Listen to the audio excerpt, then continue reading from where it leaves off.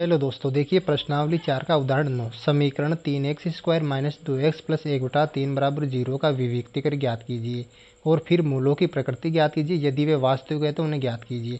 देखो दोस्तों, सबसे पहले मैं समीकरण नीचे उतार रहा हूँ। 3x² माइनस 2x प्लस 1/3 बराबर 0। तो मैं इसके सबसे पहले प्रकृति चेक कर लेता हूँ। तो उपरोक्त जो समीकरण आपको दे रखा है इसकी तुलना मैं करूँगा ax² plus bx plus c बराबर 0 से। दोस्तों इसकी तुलना मैं करूँगा तो मेरे पास a बराबर 3 प्राप्त होंगे, b बराबर जो है -2 और c बराबर जो दोस्तों मेरे पास यहाँ पर 1/3 प्राप्त होंगे।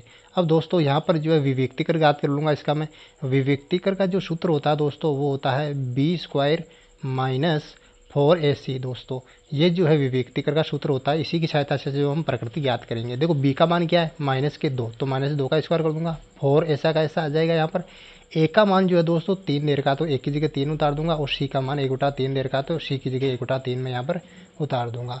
अब देखो यहाँ से 3 कैंसिल हो जाएगा और -2 का स्क्वायर करूँगा तो आ जाएगा 4 और इधर जो है -4 बचेगी। 4 को 1 से गुणा करूँगा तो आ जाएगा -4। अब देखो 4 में से 4 गए तो मेरे पास कितना है, यहाँ पर आया 0 दोस्तों।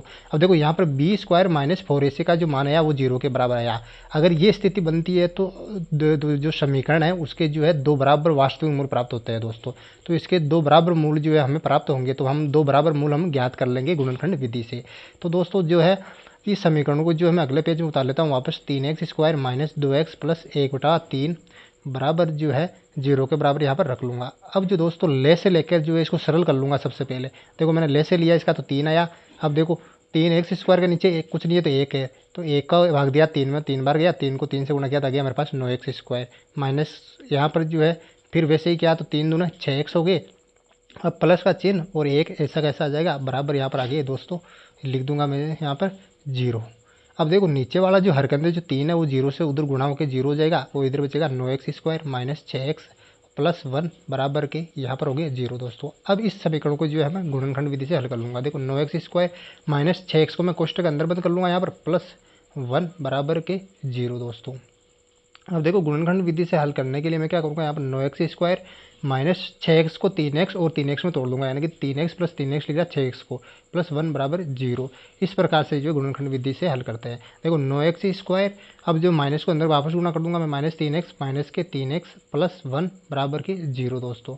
अब देखो यहाँ पर जो है 9x² माइनस 3x में से 3x कॉमन ले लूँगा दोस्तों, तो अंदर जो बचेगा, अंदर बचा 3x यहाँ पर बचेगा और इधर बचेगा -1। वापस कोष्टक बंद कर दूंगा और माइनस के 3x प्लस 1 में से मैं माइनस के 1 कॉमन ले लूँगा दोस्तों।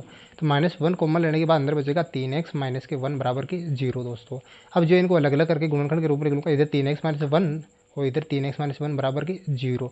अगर मैं दोस्तों यदि इधर जो है 3x माइनस 1 को जो है 0 के बराबर रखूँ, इधर जो है 3x माइनस 1 को 0 के बराबर रख दिया, तो ये माइनस का 1 इधर माइनस का उधर जाते किसका हो जाएगा, प्लस का हो जाएगा, यानी कि 3x बराबर 1 मेरे पास आ जाएगा। अब देखो 3x के साथ गुणा में है तो उधर जाते भाग में हो जाएगा, x बराबर यहाँ पर आ जाएगा 1 बटा यहाँ पर 3 दोस्तों। तो ये पहला मूल प्राप्त होगा। मैंने पहले कहा कि दोनों मूल बराबर या सेम प्राप्त होंगे, तो दूसरा मूल भी यही प्राप्त होगा, यानी कि 3x माइनस 1 को मैं 0 के बराबर रखूँगा वैसे के वैसे ही। ये माइनस का 1 इधर माइनस का उधर जाते हो जाएगा प्लस का, तो ये प्लस का 1 हो गया। अब देखो ये 3 x के साथ गुणा में उधर जाते हुए भाग में, यानी कि दूसरा मूल भी हमें पास प्राप्त होगा 1/3, यानी कि 2 समान मूल हमें यहाँ पर प्राप्त हो गए। इस प्रकार से जो है आपको मूल ज्ञात करना है, वेरी सिंपल।